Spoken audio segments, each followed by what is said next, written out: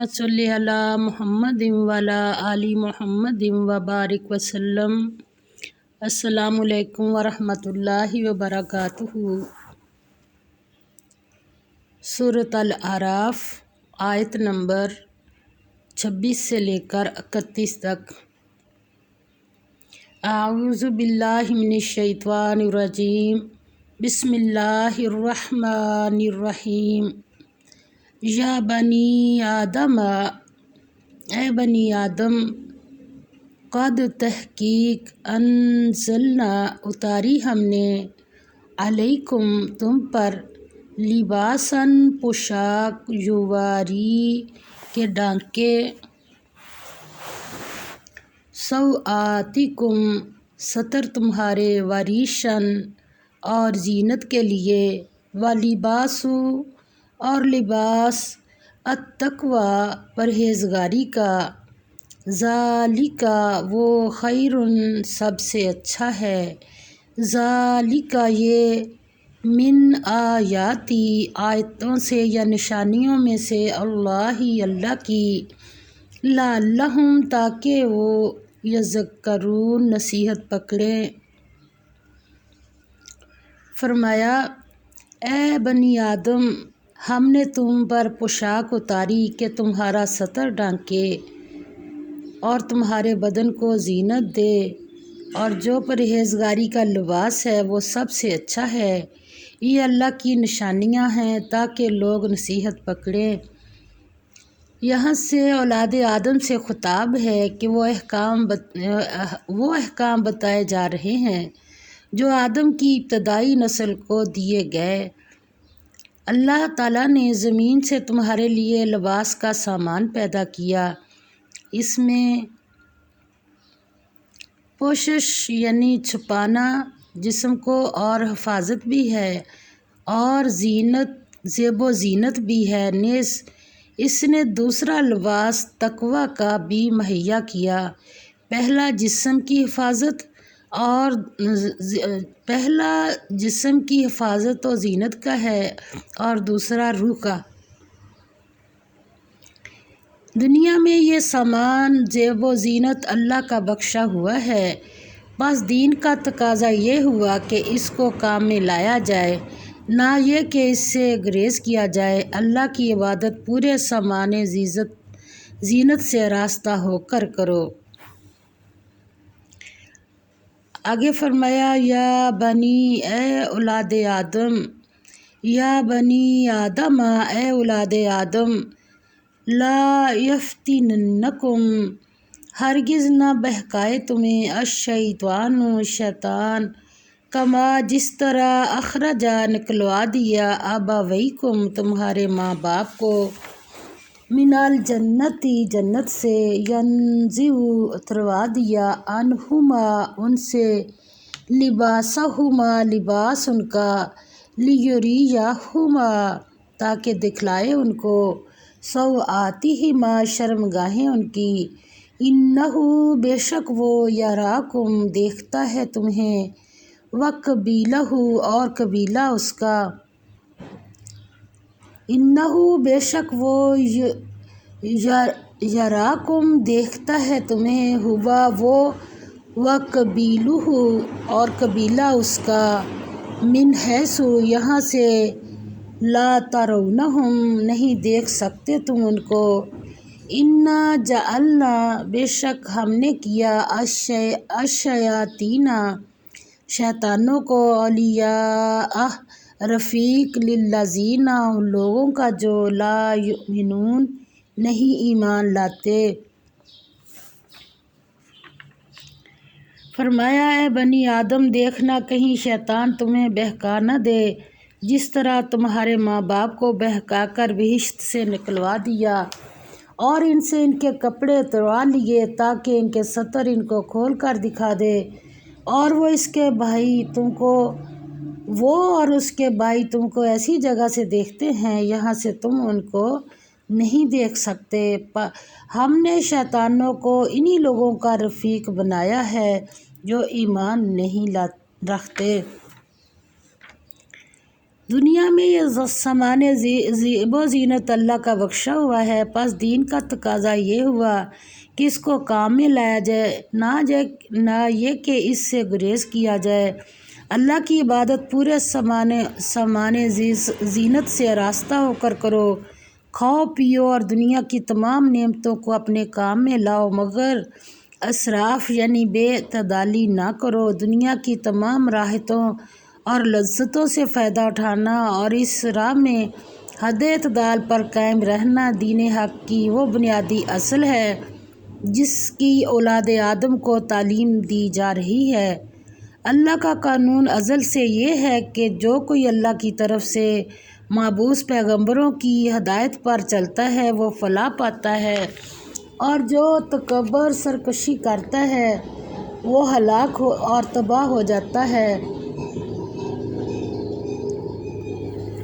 یہاں لباس کا ذکر اس لیے ہوا کہ اس میں اولاد آدم کی عقلی زندگی کا پہلا مظاہرہ تھا۔ جب اس نے لباس کو زیب و تن کیا، یہ اس کی حقیقت کا اعلان ہوا کہ اس کا اخلاقی شعور اجاگر ہو گیا ہے، وہ دنیوی زندگی کی صنعت و اختراع کی راہوں سے آشنا ہو گیا ہے اور عام غیر اخلاقی اور حیوانی زندگی کی جگہ اس میں بنیادی انسانی اور اخلاقی زندگی کا شعور نشو و نما پا رہا ہے۔ اللہ کے دین کی حقیقی تعلیم سے ہٹ کر لوگوں نے خود ساختہ گمراہیاں پیدا کیں اور ان کو اللہ کا حکم سمجھنے لگے۔ وَإِذَا اور جب فعلوا وہ کرتے ہیں فاحشةً بے حیائی کا کام، قالوا تو کہتے ہیں وجدنا پایا ہم نے علیہا اس پر آباءنا اپنے باپ دادا کو، واللہ اور اللہ نے بھی امرنا بہا حکم دیا ہمیں اس کا۔ قل کہہ دو ان اللہ بے شک اللہ لا یأمر نہیں حکم دیتا بالفحشاء بے حیائی کا، اتقولون کیا تم کہتے ہو علی اللہ نسبت اللہ کی، ما لا جو نہیں تعلمون تم جانتے۔ فرمایا اور جب کوئی بے حیائی کا کام کرتے ہیں تو کہتے ہیں کہ ہم نے اپنے بزرگوں کو اسی طرح کرتے دیکھا ہے اور اللہ نے بھی ہم کو یہی حکم دیا ہے۔ کہہ دو کہ اللہ بے حیائی کے کام کرنے کا حکم ہرگز نہیں دیتا، بھلا تم اللہ کی نسبت ایسی بات کیوں کہتے ہو جس کا تمہیں علم نہیں۔ قل کہہ دو امرا حکم دیا ربی میرے پروردگار نے بالقسط انصاف کرنے کا، واقیموا اور سیدھے کرو وجوہکم منہ اپنے عند کلی مسجد نماز ہر نزدیک یا بوقت ہر نماز کے، ودعوہ اور پکارو اسی کو، کیسے مخلصین خالص کر کے، کیا چیز لہو اسی کے لیے، الدین دین یا عبادت، کما جس طرح بدأکم ابتدا میں پیدا کیا تمہیں، تعودون پھر پیدا کیے جاؤ گے۔ فریقاً ایک گروہ کو ہدایت دی، و فریقاً اور ایک فریق حقا ثابت ہوئی علیہم ان پر الضلالۃ گمراہی، انہم تحقیق انہوں نے اتخذوا بنا لیا الشیاطین شیطانوں کو اولیاء دوست من دون اللہ اللہ کو چھوڑ کر، ویحسبون اور سمجھتے ہیں کہ وہ انہم مہتدون ہدایت یافتہ ہیں، انہم کہ وہ مہتدون ہدایت یافتہ ہیں۔ یا بنی اے اولاد آدم، یا بنی آدم اے اولاد آدم، خذوا اختیار کرو زینتکم آرائش اپنی، عند بوقت کلی مسجد ہر نماز کے، وکلوا اور کھاؤ، واشربوا اور پیو، ولا اور مت تسرفوا بے جا خرچ کرو، انہو تحقیق وہ لا یحب نہیں دوست رکھتا، کون؟ یعنی اللہ تعالیٰ، تحقیق وہ نہیں دوست رکھتا المسرفین فضول خرچی کرنے والوں کو۔ فرمایا اور جب کوئی بے حیائی کا کام کرتے ہیں تو کہتے ہیں کہ ہم نے اپنے بزرگوں کو اسی طرح کرتے دیکھا ہے اور اللہ نے بھی ہم کو یہی حکم دیا ہے۔ کہہ دو کہ اللہ بے حیائی کے کام کرنے کا حکم ہرگز نہیں دیتا، بھلا تم اللہ کی نسبت ایسی بات کیوں کہتے ہو جس کا تمہیں علم نہیں؟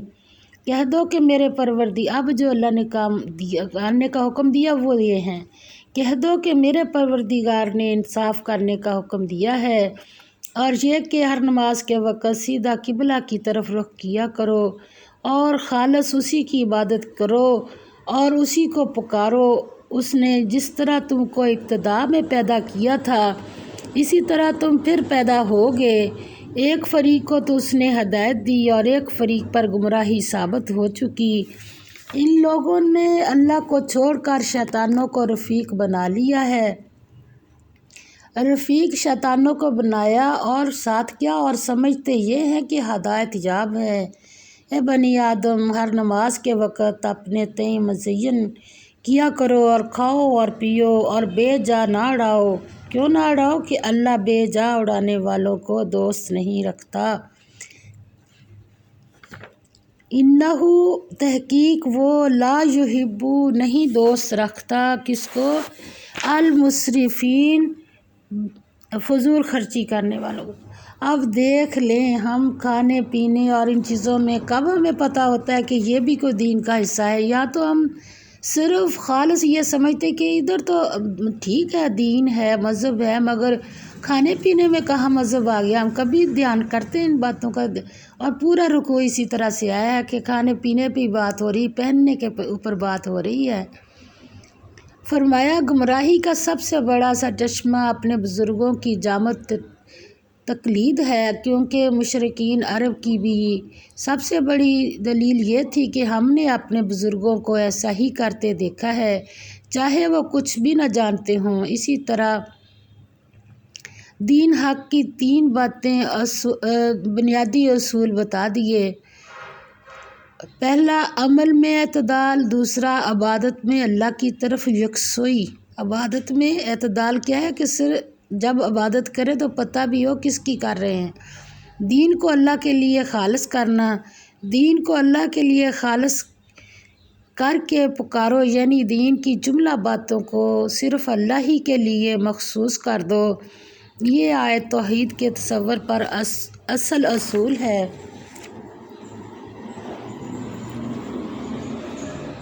وآخر دعوانا الحمد للہ رب العالمین۔ جو کچھ پڑھا ہے اللہ تعالیٰ اس کے اوپر ہمیں عمل کرنے کی توفیق عطا فرما دے۔